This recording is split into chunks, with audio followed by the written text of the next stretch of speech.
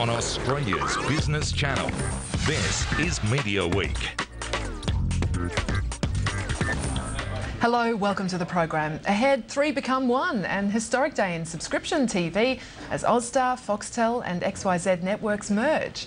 The Smooth FM launch will be joined by DMG Radio's CEO Cathy O'Connor to find out what's right about the format this time and who from the media industry has made it onto the BRW Rich List. But first, to the reports that a Hollywood mogul is interested in buying debt-laden Nine entertainment company. The AFR also reporting the Fairfax Media Boards discussed Nine's assets, in particular Ticketek, at a board meeting this week. Our co-host James Manning, the editor and publisher of Mediaweek, joins us now. James, what do we know about these reports? Well, Harry Sloane was the name mentioned. There was a photo of him in the paper. He's a bit of a big shot in Hollywood, a deal maker. He probably would have been attracted by the Nine assets, no doubt, across a range of sectors. And also, you might smell a deal. There was talk about $3 billion, which would be significantly below what they'd be hoping for, I guess. But David Gingell's been on a roadshow around the USA talking to investors, brokers. So there'd be a lot of people who would have been looking over the numbers and seeing if they should get involved. And they've identified Harry Sloane as being one of them. What's the likelihood of him actually buying the Nine entertainment? Well, it'd be early days yet, I would have thought. I don't know. You also mentioned, they said, look, Fairfax Media had also had a look. They've had a 2-day board meeting this week where they appointed a new director. But yeah, they also looked over the numbers, the newspaper said, but then they quoted somebody saying, look, very unlikely that those two media companies would do a deal, which I think would be code for someone inside this company saying, yeah, look, it's just not going to be on for us to be involved. Just also staying with the whole M&A, what's going on, Media, last man standing in the bid for Tenzai Corporation. Yeah, absolutely. It was 3 people sort of put up their hands, said, look, we'll talk to you about this. Was JC Decaux. APN Outdoor was the other one. They've both since pulled out. They seem to have negotiated a price or some due diligence to go on with the I assets. The thing that probably was hard for a lot of the income or the people to get their head around was all the international. There's a lot of stuff in Europe that I do, stuff in America, so a lot of contracts there that might have sort of complicated the deal. For Media, they don't have a lot of international exposure at the moment, so they'll either, start up an international division or perhaps sell off those international contracts and sort of, to get down the cost price. Well, just in other news this week, DMG Radio launched Smooth FM in Sydney and Melbourne with a contemporary, easy listening format and featuring international crooner Michael Bublé. So, can Smooth FM succeed where the Vega and classic rock brands didn't? Well, to tell us more, we're joined by DMG Radio CEO Cathy O'Connor. Cathy, thank you so much for joining us. Thank you. Well, Smooth FM's now on air Sydney and Melbourne. What's changed in the market to make it look so tempting? Well, I think the work on Smooth dates back really to the end of 2010, and we brought in a new programming team to the DMG business back then, and what invariably happens with new people is new thinking, and we did a whole lot of research into the marketplace in early 2011, and there were some really interesting insights into how listening patterns had shifted, and also how other radio stations in Sydney and Melbourne had rebranded and perhaps taken their audience younger and further away from what we saw as an opportunity with the 40-plus audience. So as a result of that research, Smooth FM was born, and we're 4 days in, and dare I say it's going smoothly so far. A bit early, but the launch has certainly been really enjoyable, really nice piece of work. Now, you've gone to air with the marketing campaign. Michael Bublé seems to be a great get for you guys. Yes. He's also going to be hosting a program. Yep. Is there any sort of story behind the scenes there? How did you secure that, and wasn't it expensive to get him involved? And I guess, is there an upside for an artist to be involved in something like this? Well, it was one of those meetings where the programming and marketing team said, we've got an idea and we think this guy is the guy that absolutely typifies what the Smooth brand will be all about. Wouldn't it be great if we got him to endorse the product? And obviously artist endorsement carries a lot of gravity with the target, and it would have been terrific. So we have a very good relationship with Warner Music, who represent Michael Bublé, and talks started, and then we just kept working with them, and Tony Harlow at Warner was terrific in really taking our request and our proposal through to the global sort of heads of Warner, and before we knew it, we were in discussions, and it all happened really quite smoothly, dare I say that again. So it was just one of those things, right time, right place. Michael is about to go into the studio.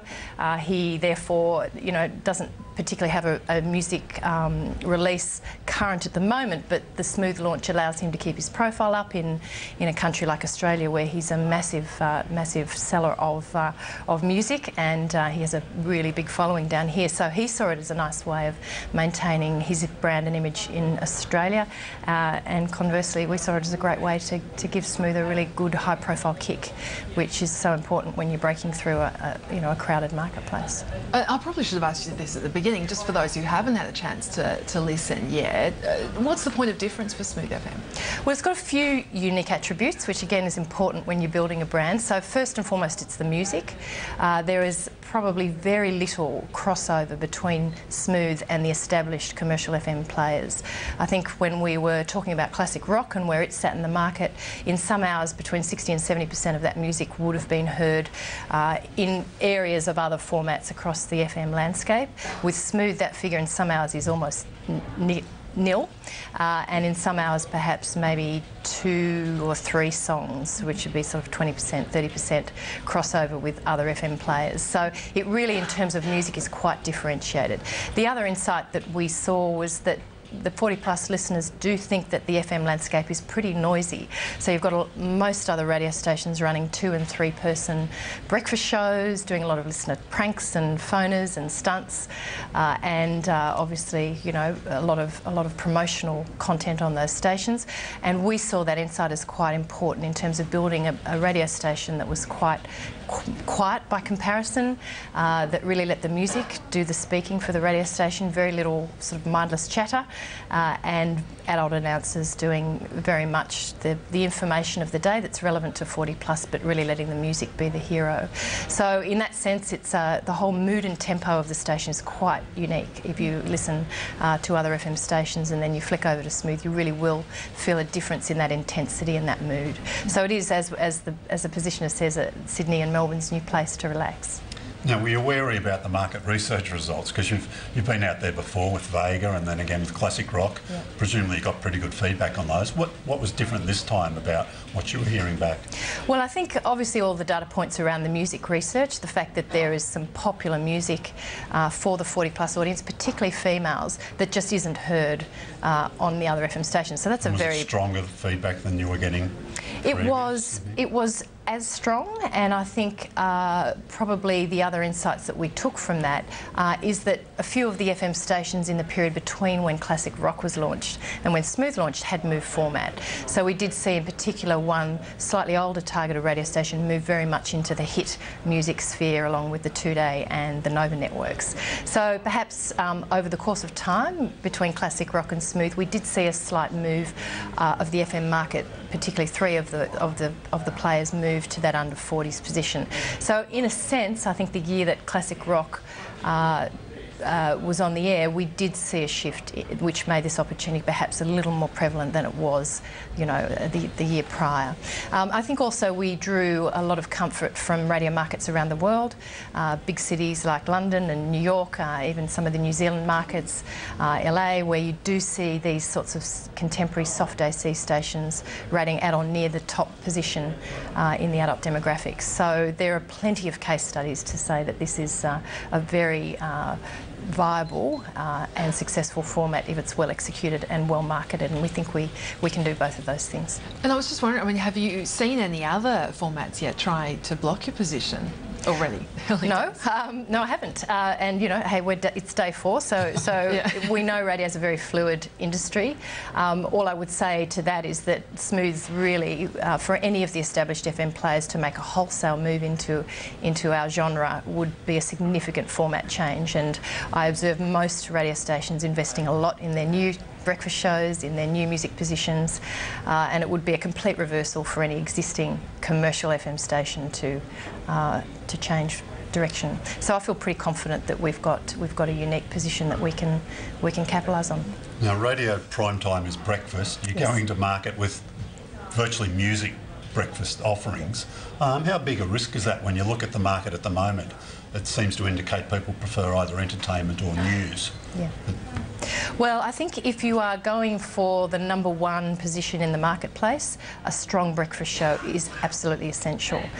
So you cannot rate a 9–10% in Sydney or Melbourne without that strong breakfast show, and most radio programmers, radio companies will tell you the same thing.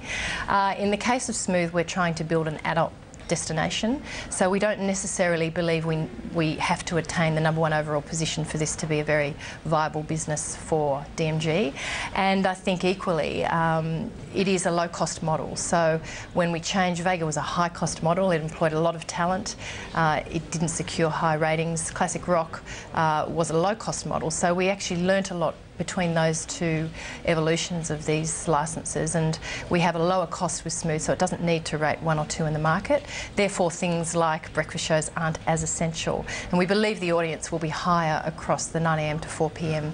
and weekend shifts than it will in breakfast or the later shifts Monday to Friday. So it and that is the pattern of a lot of soft AC stations, not only you know, in the US but in the UK and other territories. So it isn't a breakfast-driven format, and you know, at any point in future, we can obviously decide to invest in a breakfast show if we think that the market or the business needs it. But I can't see that being the case.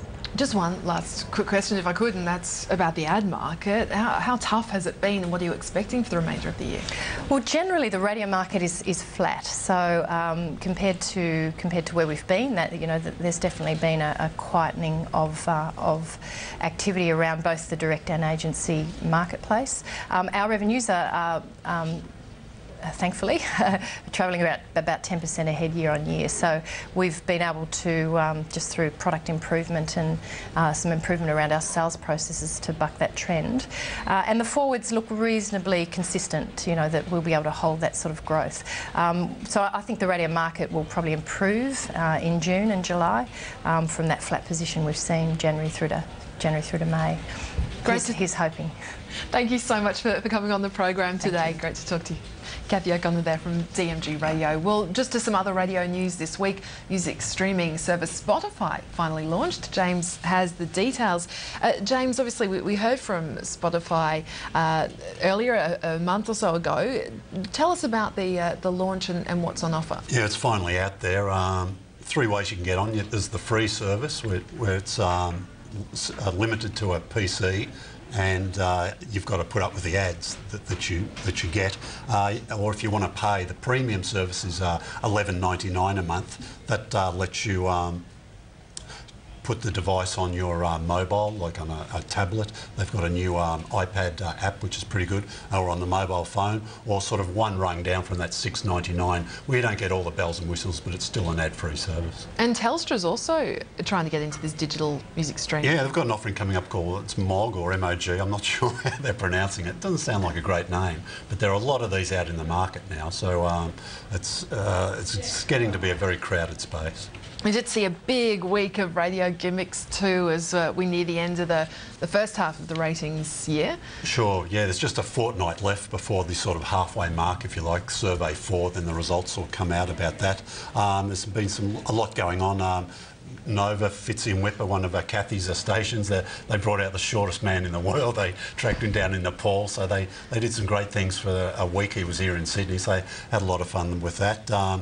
Kyle and Jackie O got done the Amazing Race for radio. That's a big get for them. And Hamish and Andy, of course, were broadcasting in the UK, and they did a sort of a simulcast from a breakfast show in the UK, which goes to air at the same time as their drive show in Australia. And just lastly, a bit of a milestone with Laurel Airwood celebrating 20 years in the business. Yeah, 4KQ in Brisbane, so 20 years in a breakfast show. It's pretty good going these days. Of course, it's an AM music station in the market up there. Does it a little bit tough if you compare its numbers to its FM counterparts, but it does quite well in that sort of 40+ demo. So yeah, nice little landmark there.